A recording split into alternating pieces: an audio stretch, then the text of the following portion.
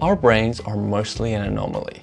However, after coming across the works of Steve Peters, I've been able to make more of a sense of how my psyche works and why I act the way I do. He proposes that the psyche is the sum of three systems: the computer, the chimp, and the human.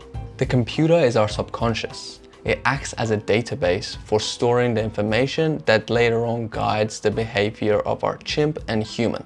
This information comes from our genetics or from socially learned behavior. The chimp, on the other hand, is also known as the limbic system.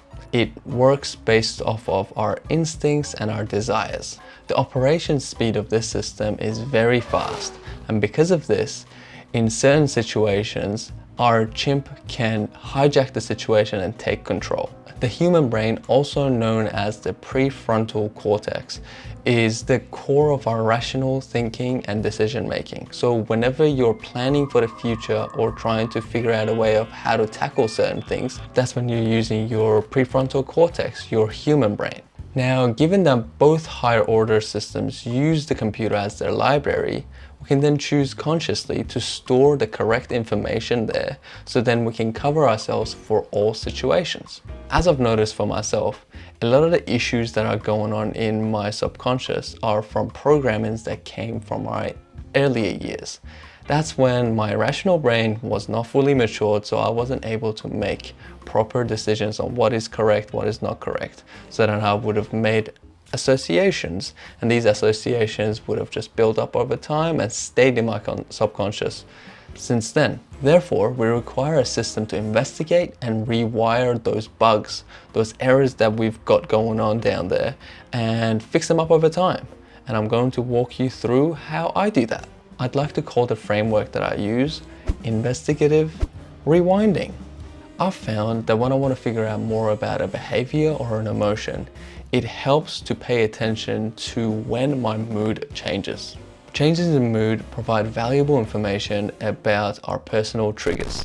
Knowing my personal triggers has helped me figure out why they're there, where they came from, and how I can tackle them and resolve them. The way that I've gone about finding my personal triggers is that whenever that I notice that my mood has changed, I pause and try and rewind the tape, go back and figure out when was the last time before this mood took a hold of me. After I pinpoint that piece of time, I try and retrace my mental and physical steps until I find the stimulus that caused me to change my mood.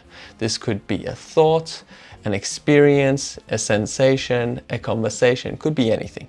And then after I find that stimulus, then I can investigate why I'm feeling the way that I'm feeling. It usually is that my subconscious has made an association to a past event which used to make me feel like this, so then now this current stimulus also made me feel like that. The thing that helps with this process is being able to slow down my train of thought. And an OP way that you can do this is by journaling. I know it's a cliche, but it's a cliche for a reason, because journaling is awesome. I honestly think it's probably the most powerful tool when it comes to figuring out anything that's going up there. And using the framework that I've just discussed, you can try and investigate and figure out what's going on in your head, which what that does is switches your brain out of the anxiety and worrying way that it's in into a curious mindset. And curiosity is positive.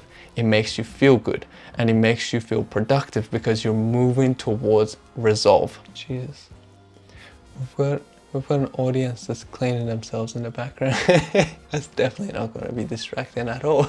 If you use the investigative rewinding framework that I just went through and use it with journaling, meaning putting pen to paper or like typing it out, you can slow down your train of thoughts. That way you empty out bandwidth so you don't have to keep the train of thought in your brain the whole time. That opened up bandwidth then can be allocated with finding new data points that are associated together. Then your brain can connect the dots, which helps you go down the pathway and eventually get to the core of the issue. After getting to the core, then everything becomes clear and you can come up with a way of how you can tackle it. If you're interested in delving deeper into this topic, I've got a more in-depth newsletter that I can link down below. Catch you in the next one.